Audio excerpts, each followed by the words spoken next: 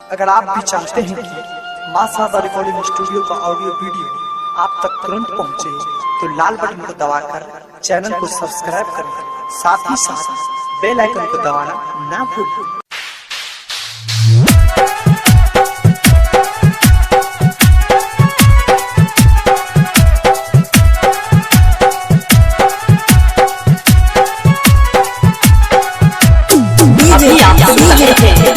लक्ष्मीपुर चौक से मां शारदा म्यूजिक की प्रस्तुति। बिहार बिहार बिहार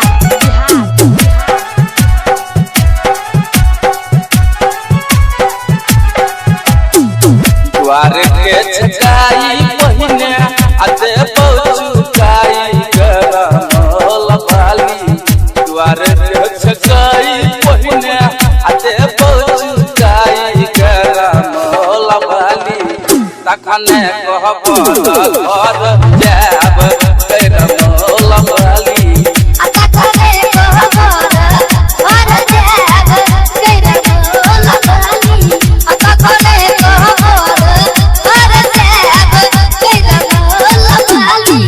द्वार के छकाई पहिने आते पहुंचाई करमल वाली। द्वार के छकाई पहिने आते पहुंचाई करमल वाली। तखने कहब घर जाब करमल वाली।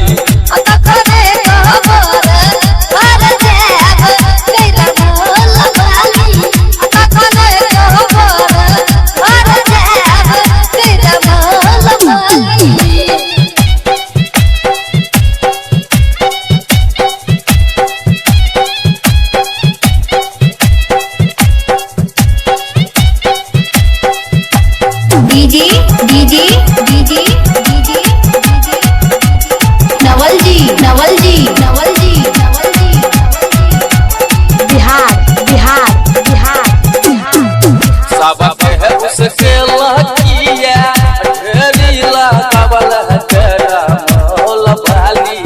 सब है उसके लकिया ढेरीला कबल करमल वाली। तखने कहब घर जाब करमल वाली।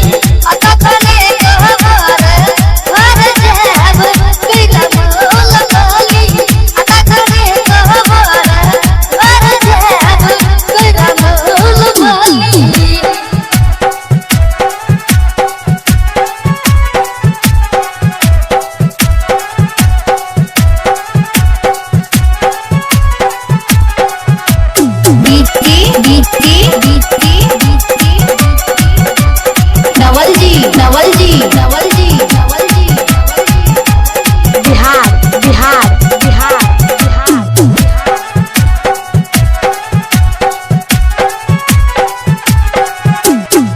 नहीं किछु हेतै हमारा साली कपटान करमल वाली। नहीं किछु हेतै हमारा साली कपटान करमल वाली। तखने कहब घर जाब करमल वाली।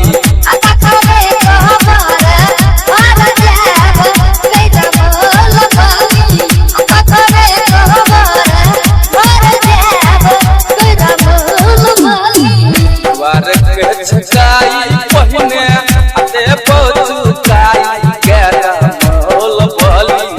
द्वार के छकाई पहिने आते पहुंचाई करमल वाली। तखने कहब घर जाब करमल वाली। तखने कहब घर जाब करमल वाली। तखने कहब घर जाब करमल वाली। तखने कहब घर जाब करमल वाली। नवल जी मां शारदा रिकॉर्डिंग स्टूडियो लक्ष्मीपुर चौक।